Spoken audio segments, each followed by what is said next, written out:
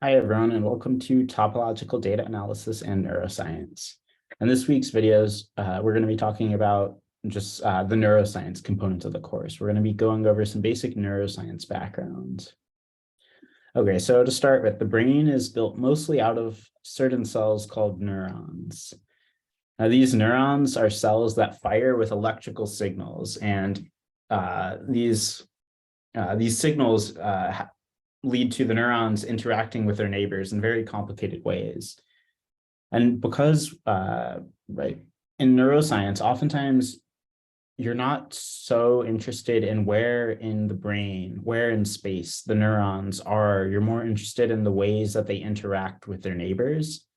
And that information is fundamentally topological rather than geometric. Right? If you're looking at where in the brain neurons are, that's geometric information. But we're going to be focusing more on how neurons interact with each other, which is more topological information. But the brain also, right, it has this, it stores information in a fundamentally topological way certain times. So we'll see in this video, there are certain types of neurons in the brain called place cells. And these are neurons that fire only when an animal is in a specific place. And we can actually use something from topology called the nerve lemma to reconstruct at least to topologically reconstruct the environment that an animal is in solely based on when these neurons are firing. Okay, so let's start looking at neurons now. Right, so neurons are sort of the basic building block of the brain. They're like the fundamental type of cell in the brain. And with neurons, it's oftentimes you're not so much studying the neurons themselves as you're studying the connections between them. And so neurons fire these electrical signals that travel to neighboring neurons that they're connected to. And these signals create complicated patterns in the brain, complicated firing patterns that spread throughout the brain. And well, they're somewhat difficult to understand. And that's what a lot of the science is focused on these days, is how these neurons interact with their neighbors. Yeah, so one of the things that makes neuroscience very tricky is that it's hard to get data, right? With certain things like the liver, you can cut open someone and start poking around in the liver, and this happens. They do liver transplants and things like that. You can see what happens when the liver starts to fail, and you can see why it's failing and things like this. The brain is much more complicated, and it's very important for life itself. If you take the brain out of someone, they're not really alive. So the brain is very difficult to study. And there are ways of studying the brain, though. The easiest of these is fMRI. And this is nice because it's non-invasive. Right, you don't have to cut someone open. You just stick them in an MRI machine. Of course, the downside is that MRIs are very expensive. So research-wise, it's tough to get this data. There's other ways as well, more complicated procedures, as you can see at the bottom of this screen, and where you can look at much sort of higher resolution data, where you can look at actual individual neurons themselves, rather than fMRI, which doesn't look at individual neurons, but looks at regions of the brain and where they're firing, but not at the individual neuron level. So to get access to that data is much trickier and also still expensive. So yeah, so data acquisition in neuroscience is a challenge, but that is a challenge that we are not going to go into much in this class at all. This class is going to be more about, let's take this data and look at what we can do with it. Okay, so the first thing we're going to see with neurons are spike trains. So let's look at this picture here, and let's say we have 7 different neurons. So we have these 7 neurons labeled 1 through 7. And what happens with neurons is they sort of all transition between firing states and non-firing states. So the neuron, right, if we look at this neuron 1, we can see towards the beginning, it starts firing, right? That's what this spike train is representing. There's a bar whenever the neuron is firing, and then it's flat whenever it's not firing. So this neuron 1 starts firing, and then it takes a brief pause and fires again, and then a slightly longer pause and fires again, and then a long pause with 2 quick firings, and then a long pause and more firings. So organizing this data like this gives us something called a spike train. And these just record when the neurons are firing, right? So here the x-axis here sort of is time. And so a lot of the ways experiments in neuroscience work right now are by looking at individual neurons and seeing how the spike trains are affected by different stimuli. Okay, so now let's look at a problem in neuroscience that we can apply topology to here. So this is going to be about place cells and spatial reconstruction. Okay, so place cells are a specific type of neurons, and these neurons, they fire precisely when an organism is in a specific place. The place corresponding to a specific place cell is called its place field, right? So if we have a place cell, so if we look at this picture on the right of this rat moving through this sort of tube, essentially we have a place cell for each color in this, for each color that appears, and the region where that color appears is called the place field.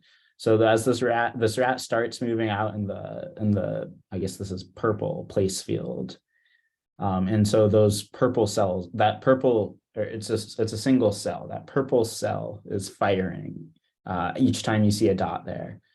But then it moves into that yellow place field. So that yellow cell starts firing when it's in that yellow zone, and so on and so on. So these were first discovered by O'Keefe and Dostrovsky in 1971.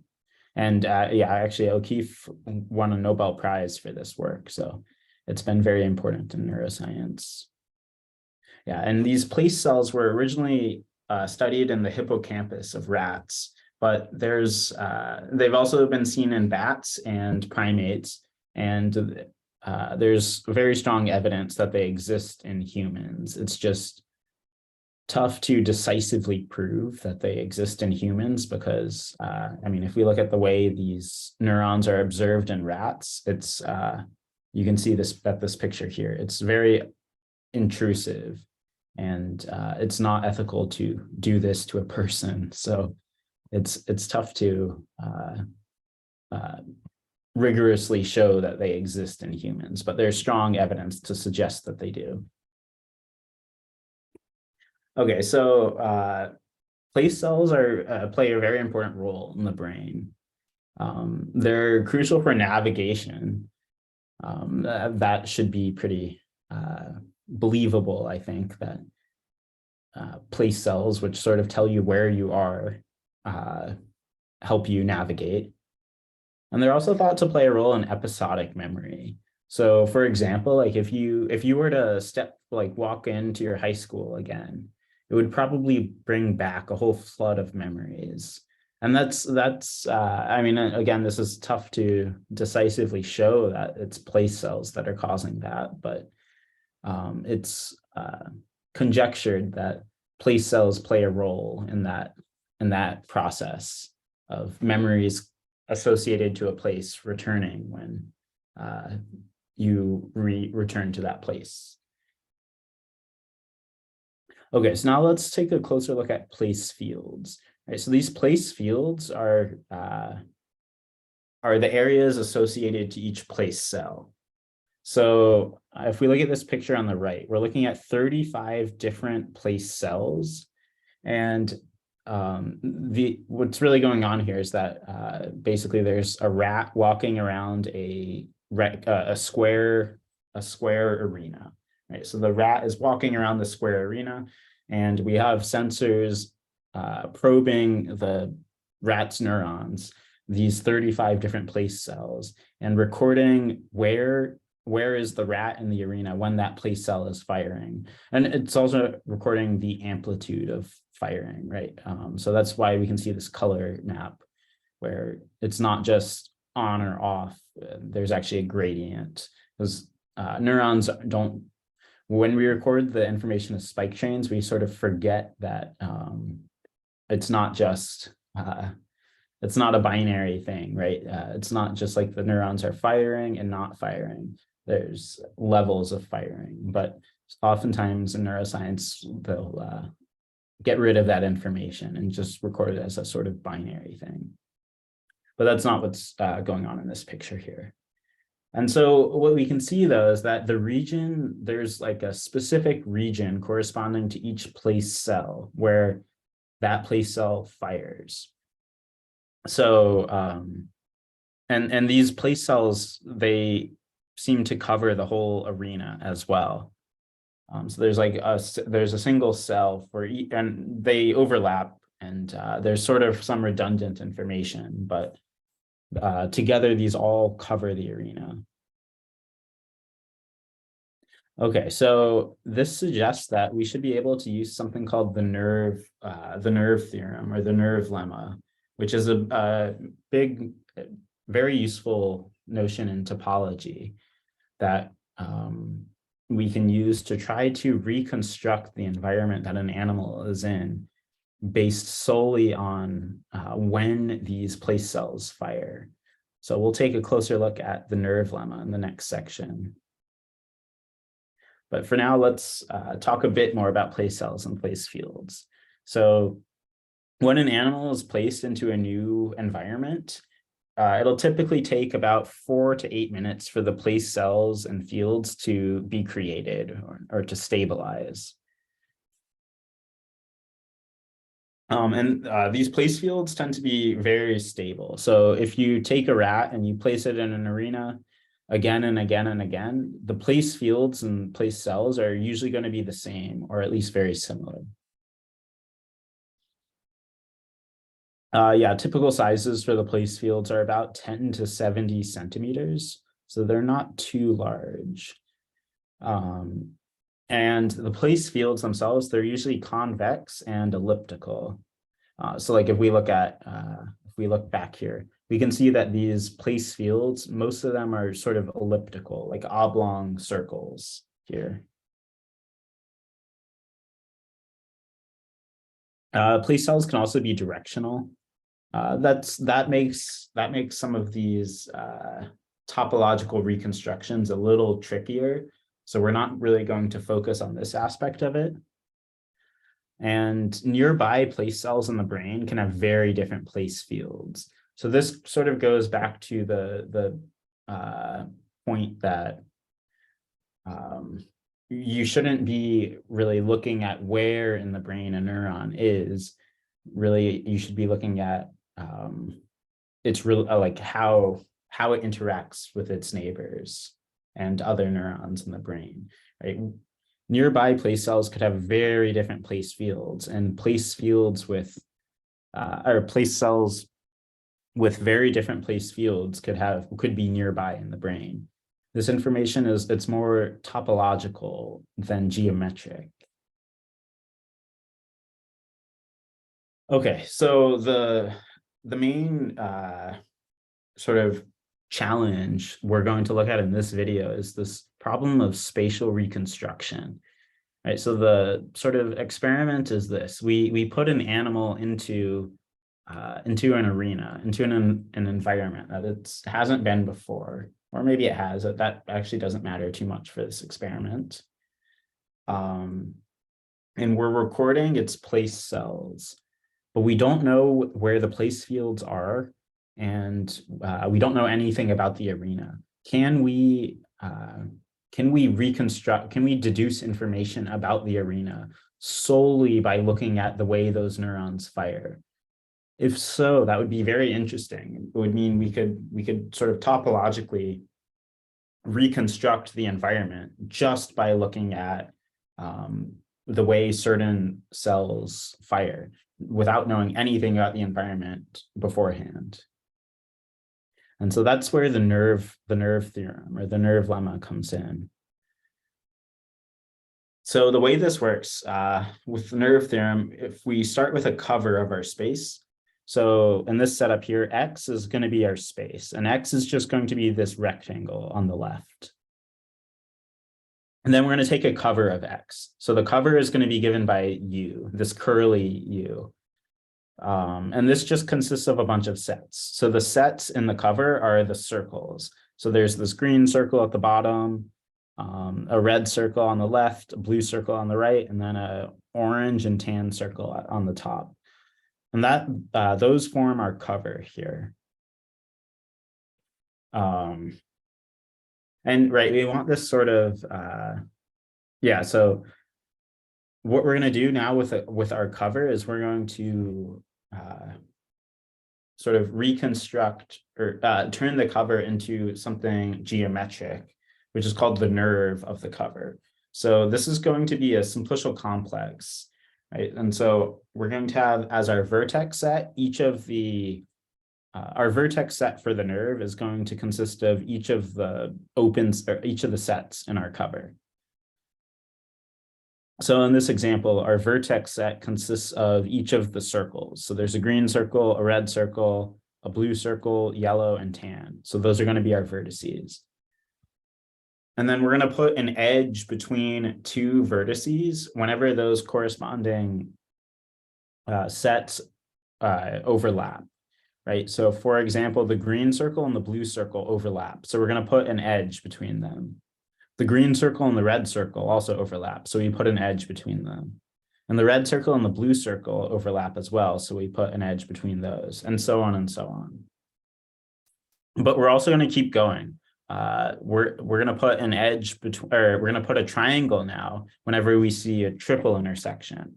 So for example, the green, blue, and red all intersect together in the middle of this rectangle. So we're going to put a triangle between those. The red, yellow, and tan circles all intersect as well. So there's going to be a triangle between those. And same thing with the red, yellow, and blue circles. They all intersect together. So we put a triangle between them. And we would keep going as well. If there were any spots where 4 of these cells overlapped altogether, we'd put a tetrahedron between the 4 of those vertices, and so on, just continuing this construction. And then there's a very famous theorem in topology called the nerve theorem, oftentimes called the nerve lemma, which says that if this cover U is an open convex cover of X, then X and the nerve of U are homotopy equivalent. So this is big for us, right? This tells us that if we can get our hands on the nerve of the space, then up to homotopy, that's as good as getting our hands on the space, right? So this tells us that this gives us a clue as to how we can try to reconstruct the topology of our space, right? We just need to get our hands on the nerve of a cover, and that'll do that. Okay, so now how does this relate to neuroscience, though? Well, the idea is that, we saw here that let's see, these place fields, they cover the place fields, they cover the space that we're looking at, right? They cover the arena, the environment. And also, we know that place fields they're usually convex and elliptical. We can see that here. Convexity is the important part because that was one of the conditions we needed to apply the nerve lemma. Right, we need open convex cover. We have convex and we have that as a cover. Open is not too important. We're not going to focus on that. here. So this actually tells us that we can use the place fields as the place fields, we can use these as our cover. And then the nerve of the place fields should be homotopy equivalent to the arena that our animal is placed in. Okay, so this is great if we know the place fields, but right, if we know the place fields, we could just reconstruct our arena by sort of gluing them all together. What if we don't know the place fields at all? We only know the place cells and the way the place cells fire as the rat wanders around the environment. Can we approximate the nerve of the environment? And the answer is yes, we can. Right? The idea is that we're going to build a simplicial complex where the vertices correspond to place cells. And we put a simplex between, right? So we'll put an edge between two vertices if those place cells fire at the same time. With the idea being that if two place cells are firing at the same time, that means that the rat has to be in both of their corresponding place fields at the same time, which means that the rat is in the intersection of the two place fields, or that the place fields intersect. So that tells us that we can get our hands on the nerve of the place fields without even looking at the place fields themselves, just by looking at the way these neurons fire together. Right? And so that's what we're doing here, right? We're just saying we can say that two place fields overlap if the place cells fire at the same time. And this, combined with the nerve theorem, lets us reconstruct the topology of the environment solely from the spike trains of the place cells. So this is actually a very interesting result. We can, just looking at individual neurons, we can reconstruct complicated topology just by looking at these place cells. And in this example here on the right, where the arena is just a rectangle, it's not very interesting. Topologically, this rectangle is trivial, it's contractible. But we could have very complicated arenas topologically. Like if, for example, an obstacle, like a column, was placed into the arena, like a large, just a large obstacle, that would create interesting topology. It's like punching a hole in the arena. So now there's a hole, which would make it not contractible. So this is actually a very, very interesting idea, and shows that the brain is actually storing this information topologically, because that's the way